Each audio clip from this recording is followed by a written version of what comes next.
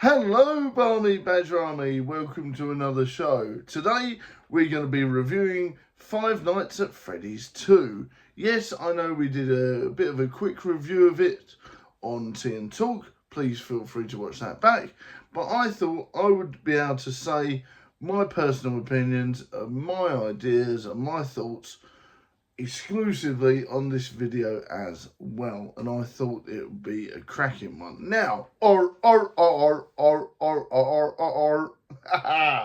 yes, as you guys have probably known, and if you followed the channel for a couple of years, you would know I'm quite a big FNAF fan, and I've really enjoyed playing each of the games as we've gone along. I've got into it a bit late, to be honest with you. It's only the last, say, 3 or 4 years I've been into FNAF, so it's in its late stages, really. But for me, I would say I'm just as much into it as any other fan. I'm not really a lore expert, but I'm getting there slowly but surely. Badger Jr. and several others know a lot more about the lore of it than I do.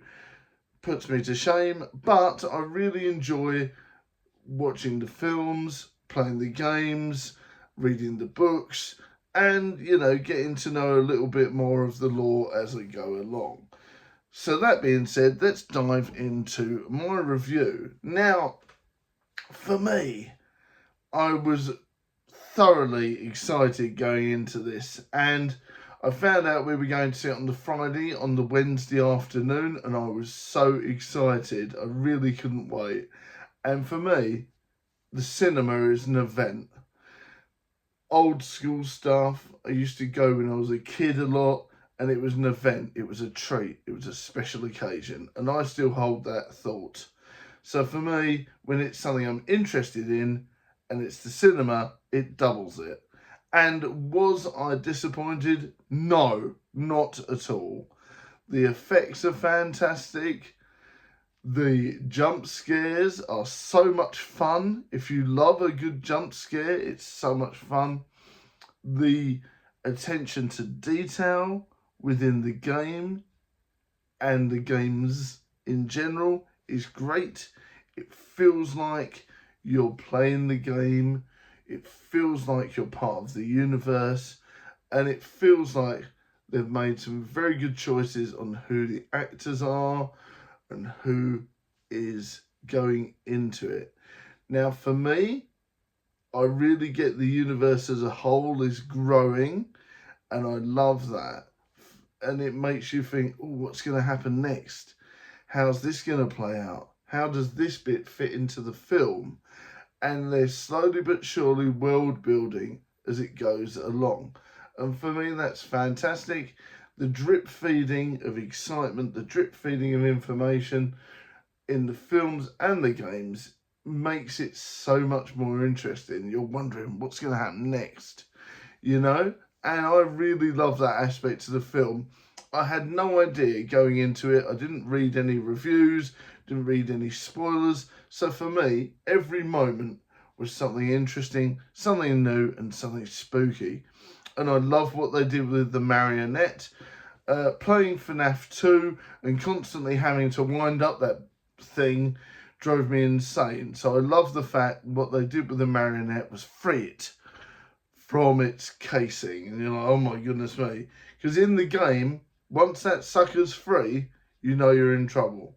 And it's certainly the same for the film. And that really spooked me out. Really spooked me out. Obviously, there was a load more jump scares in this one than in the first one, so we've upgraded that aspect. I love the fact that there was a spooky team aspect of it. You know, there was a ghost hunting team finding out and looking into one of the different pizzerias. That really warmed my heart. As a bit of a ghost hunting fan, that really warmed my heart, and I loved it. I really did.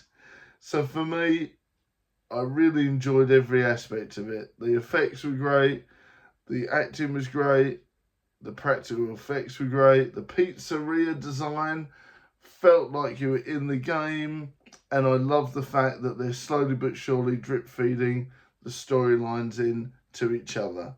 and you're getting a world building whole. Now, for me, there was only one or two criticisms, and it is along the line of less isn't more.